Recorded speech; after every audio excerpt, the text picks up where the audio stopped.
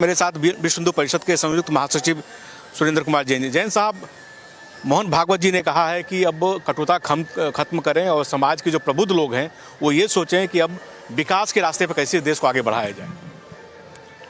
राम का अर्थ ही मित्रता है, राम का अर्थ ही स्नेह है। और आज केवल अयोध्या नहीं, संपूर्ण देश आप देखेंगे राममयी हो गया है।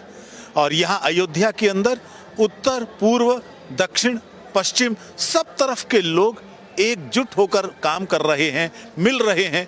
और इसीलिए हमने बड़ा उदार हृदय होकर सबकी हरकतों को भूलकर सबको निमंत्रण दिया। कितना अच्छा दृश्य होता यदि सभी पार्टियों के लोग यहाँ पर आते और रामलला के चरणों में बैठकर एक नए भारत के निर्माण का संकल्प लेते।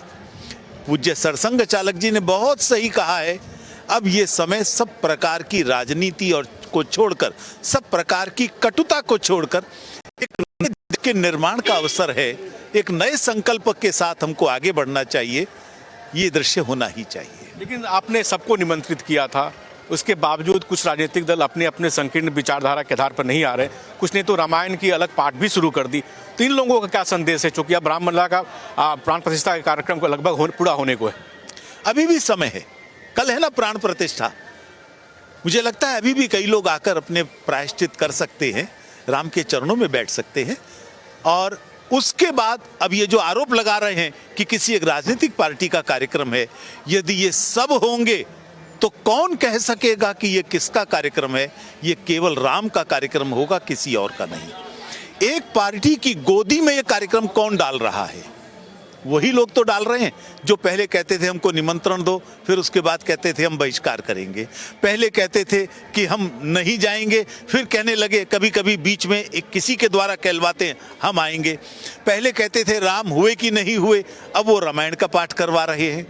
इसलिए मैं समझता हूं कि देश इन सब चीजों को जानता है, समझता है। राम के लेकर कोई छल कपट नहीं कर सकता। नंबर 2, इस समय राम जीवन के प्रत्येक केंद्र बिंदु में आकर स्थित हो गए हैं। कोई राम का विरोध करके न राजनीति कर सकता है, न कोई अन्य कार्य कर सकता है।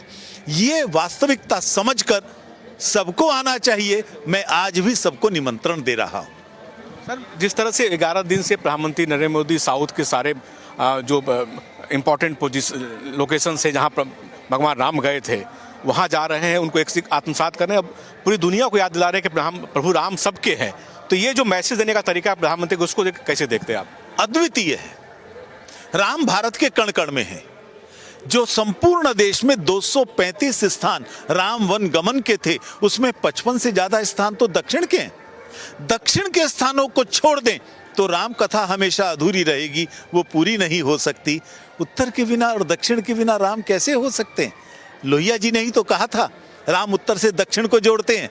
और मैं ये कहता हूं राम कथा पूरे देश को जोड़ती है। इसलिए उन सब स्थानों के ऊपर प्रधानमंत्री ने जाकर एक संदेश दिया है। दक्षिण को कभी कोई अलग नहीं कर सकता। जो वहां से आह्वान करते हैं सनातन को समाप्त करने की, उनकी राजनीति समाप्त हो सकती है, लेकिन कभी हमारी एकता समाप्त नहीं हो सकी। ये थे सुरेंद्र जैन जी, जो विश्व हिंदू परिषद के अंतर्राष्ट्रीय महासचिव हैं। उनका कहना था कि अभी फिलहाल पूरा देश और अयोध्या राममय है, इसलिए इस पर राजनीति नहीं होनी चाहिए। और सभी दलों से एक बार फिर अपील की कि वो अभी भी समय अयोध्या में और रामलला के दर्शन करें। शरद बारी के साथ कमलेश सिंह, भारत एक्सप्रेस, अयोध्या।